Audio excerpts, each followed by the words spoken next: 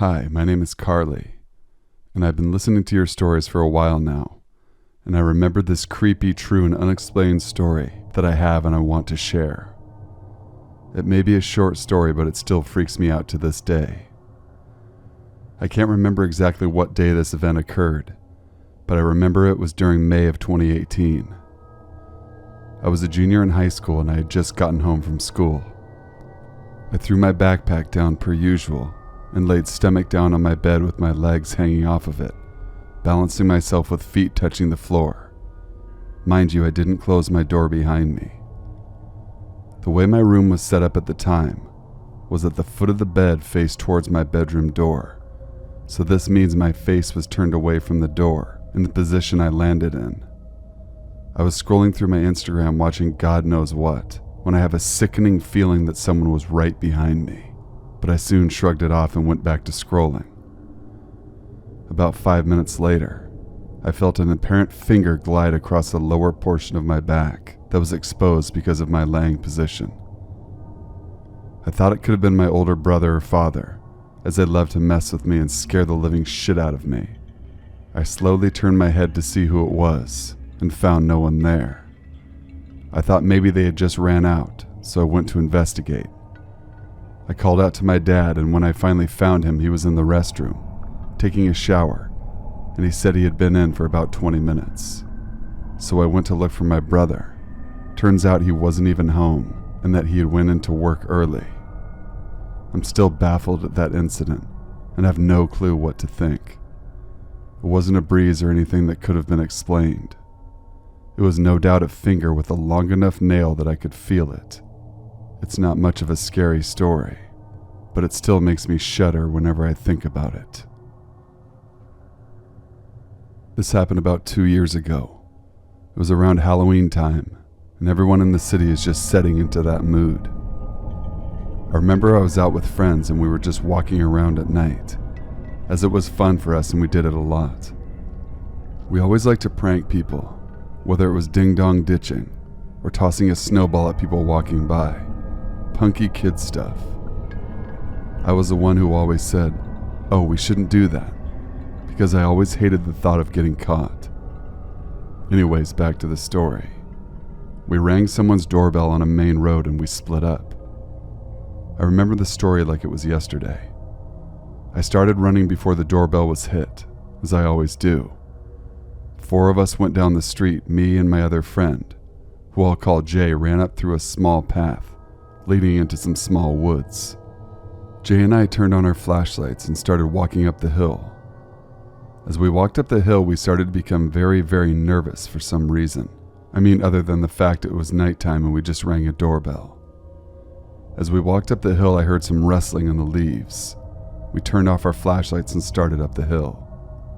I looked around a small clearing, which most people use for sledding in the winter. I saw a woman dressed in all white, long black hair.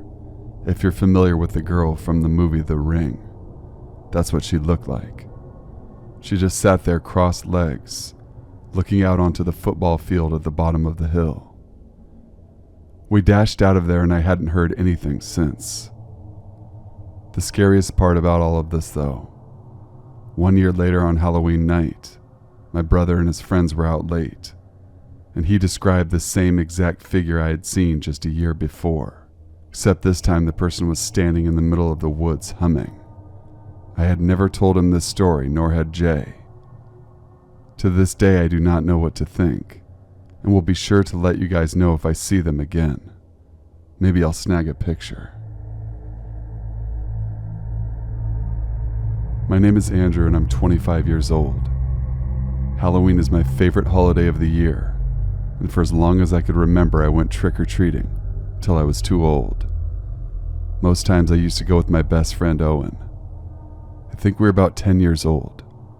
As usual, Owen and I would trick-or-treat as many houses as we could.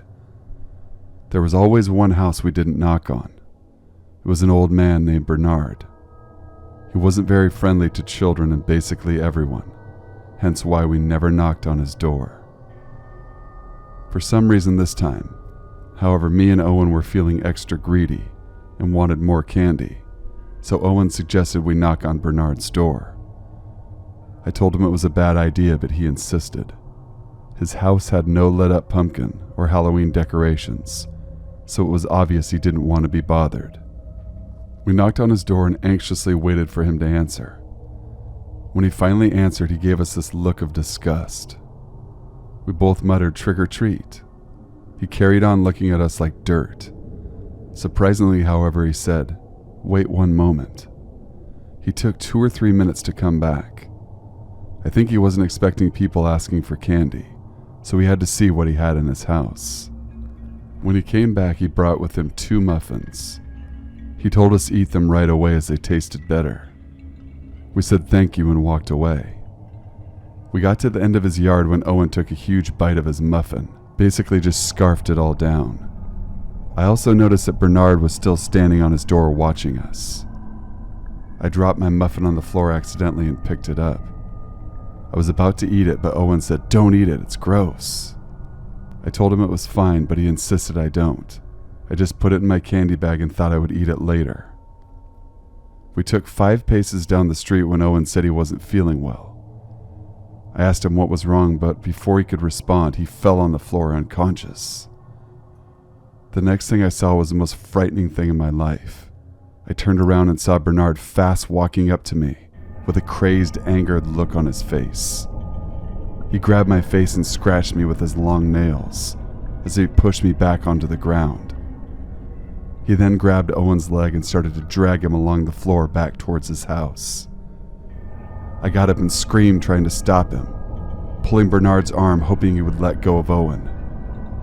He then let go of Owen and grabbed me by the back of my neck, once again digging his disgusting long nails in the back of my neck, now trying to pull me into the house.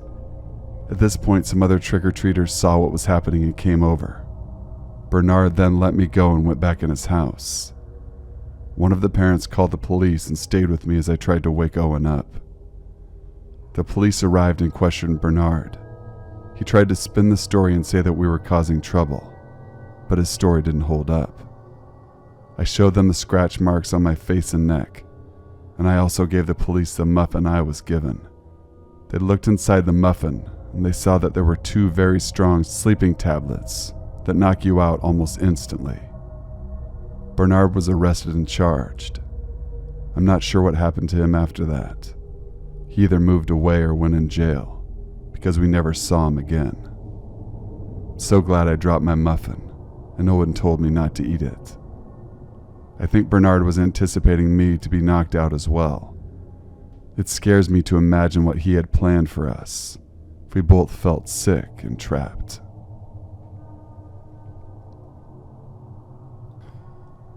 My name is Avery and I'm 22 years old. This story happened to me when I was 13. For one Halloween year, I had a sleepover at my friend Kathy's house. We went trick-or-treating, came home, ate the candy we had gotten, and watched a horror movie from Chucky and Friday the 13th. One thing about my friend Kathy is that she has an older brother who's named Travis. Whenever I would go to Kathy's house, I would always get these weird vibes from Travis. He would always stare at me and was really weird and socially awkward. Anyway, that Halloween night was going great. We were eating lots of candy and watching horror movies with my best friend. During the night, I woke up needing to use the bathroom. As you walk to the bathroom, you can look over the banister into the living room. I took a quick glance and actually had to do a double take because I saw Travis sat in the dark watching me. I didn't say anything and quickly went into the bathroom. I was so freaked out. What was he doing there, and why was he there in the dark watching me? I was anxious to leave and go back to bed. I didn't want to, but I had to look to see if Travis was still there in the dark. He was gone. I thought thankfully he went to bed or something. After returning back to bed, I struggled getting to sleep.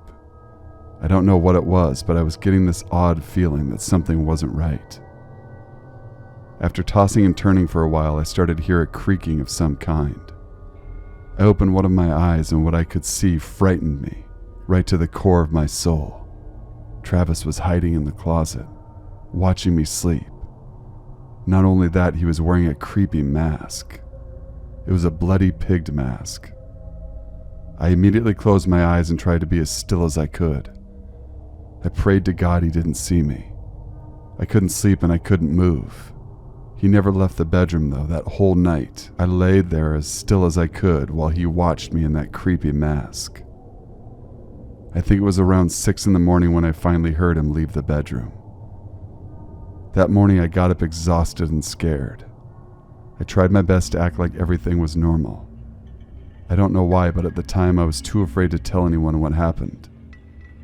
Kathy remained my best friend for years, but I never slept at her house again. Whenever I hear a noise whilst trying to sleep, I always think it's Travis watching me from the dark.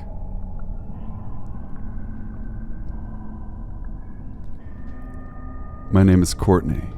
I'm 24 years old, and this story happened to me 2 years ago on Halloween. There was a Halloween party in an attic bar in town where I live. I dressed up as a girl from The Ring. My 2 friends dressed up as Pamela Voorhees and the nun from the Conjuring films. The party was going great. Lots of people were there. Cool music and a buffet of Halloween-themed snacks and drinks. I went over to get myself some non-alcoholic punch they had, as I was driving and not much of a drinker anyway. As I was grabbing myself a drink, a man appeared next to me. He started off by saying, "Having a good time?" while standing a little too close to me than I would have preferred. He was dressed as a zombie, but he himself reeked of alcohol and body odor. By the way, the look on his face, he was already very intoxicated. I tried to be polite and say, "Yeah, the party's going great." He didn't say anything, which made this more awkward than it already was. He just looked at me smiling. I said to him, "Enjoy the party," and walked off to find the rest of my friends. As the night went on, that guy from earlier kept popping up around me. It was a party and the attic bar wasn't a huge place, but still, it was like he was always in my presence. What made it even weirder was that he didn't seem to have anyone with him. Whenever I looked over at him, he would give me that uncomfortable stare with a smile like before. I would awkwardly smile and then look away. I think it was pretty obvious he was making me uncomfortable, but he didn't seem to get the message that I didn't want to interact with him. At one point during the night, I needed to use the bathroom. My friend came with me and she told me to hold her drink as she went in first. There was a rule, no drinks allowed in the bathrooms. As I was waiting for my friend, I was scrolling through my phone.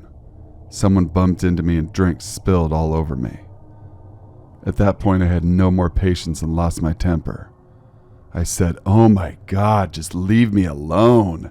Stay the hell away from me." That creepy smile he had went from a creepy smile to a very upset and angered, disturbing frown. He walked away. I assumed to leave the party. I did feel kind of bad, but at the same time he was being very inappropriate. I didn't see this stranger at the party for the rest of the night, and actually enjoyed myself from then on. It must have been around 2 a.m. when my friends and I decided to call it a night. As I finished getting my 2 drunk friends in the back of my car, I suddenly felt someone grabbing my hair and pulling me to the ground. I started screaming and trying to fight off whoever was attacking me. He didn't grab me for long though, as my friends got out of the car and he ran off. My friends said to call the police. I said no, I just want to go home, as I couldn't be bothered to deal with all of that. I know what you're thinking, the guy who attacked me was the same guy who had been badgering me, but it wasn't. It was some creepy skinny guy. But I did, however, see the guy who had been following me on the other side of the street once again, giving me that creepy, awful smile. I dropped my friends off and went home. I honestly think that weird guy at the party had much bigger plans for me. He wasn't just some socially awkward guy being inappropriate. I think he knew the guy who attacked me, and that was just a tiny part of what he truly had in store for me. My name is Fred. The story happened in the year 2000 on Halloween night. I was 22 at the time and had recently bought an apartment in a bad neighborhood, as it was the only thing I could afford. I don't mind Halloween at all.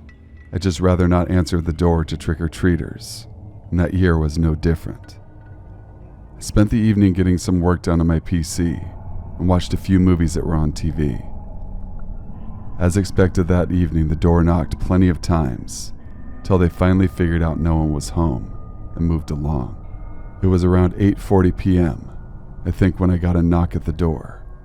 Nothing odd at first, then a second knock. Again, not unusual, as people usually knock twice. However, the third knock was more of a bang. No, I had to see what was going on. I took a quick look through the peephole. To my surprise, it wasn't a child standing there. It was a fully grown man. He had a weird mask on. It looked homemade. It was like a mask of a human giving off a fake smile. I honestly didn't know what to think of this. Maybe it was just some guy who was too old to be trick-or-treating, or perhaps it was someone's Halloween prank. Either way, I felt uneasy at that point. I sort of stood next to the door to see if he would go away. After about 2 minutes of waiting, I took another look through the peephole, and he was still standing there. I didn't want to say anything because I wanted him to think no one was home, and I certainly didn't want to open the door. So I quietly went and sat down and read a magazine for a little while. I think around 25 minutes had passed when I thought to take another look to see if the man was still there. When I checked, my heart fell into my stomach. There were 2 more men stood next to him with similar masks. I took my eye away from the peephole for a second, and then the men started banging on the door. I backed away and then went to call the police. As I was dialing, the power to the building cut out, and the apartment went pitch black. And of course, the phone went dead. I started to hear the doorknob being turned and pulled, and then from what I could make out, the sounds of tools of some kind were being used. The men were in the middle of breaking into my home. I started to panic, thinking I was going to be killed. I opened the window and thought about jumping out, or trying to dangle down or something. I was on the 4th floor, so it was quite high up. I decided against it and then ran into one of the closets in the bedroom. I could hear the men walking around my apartment. Didn't seem they had a flashlight because I couldn't see any from the gaps of the closet. There was only a little bit of light shining through the apartment from moonlight. For some reason, the men quickly rushed out of the apartment as the power came back on. I don't know if they saw the window open and assumed I escaped, or the power coming back on was what spooked them. I called the police immediately and reported what had just happened. They got back to me the next day that there had actually been a few reports of men in strange masks harassing and breaking into people's homes. And in one case, a man and his older brother were left with severe physical injuries when the men had broken in and assaulted them. I was one of the lucky ones. I hate to imagine what these men would have done to me if they had found me. I had to stay in that apartment for another 1.5 years, unfortunately. I will say I was paranoid and frightened in my own home for the rest of the time I lived there, and never felt safe.